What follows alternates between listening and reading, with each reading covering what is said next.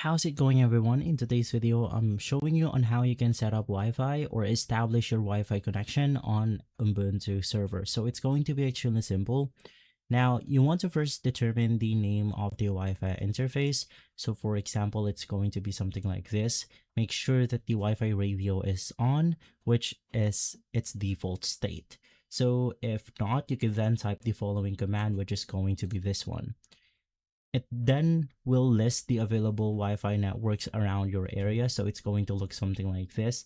Now, for example, in this specific photo right here, we have the name of Wi-Fi as my_Wi-Fi. You have your mode, you have your rate, the signal, bars, and security.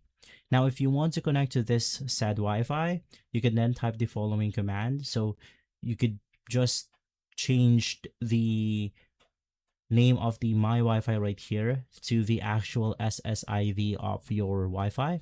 And then same thing with the password, space password, space the actual password of the Wi-Fi. So it's going to be the 8 to 36 characters or the 64 hexadecimal characters to specify a full 256-bit key.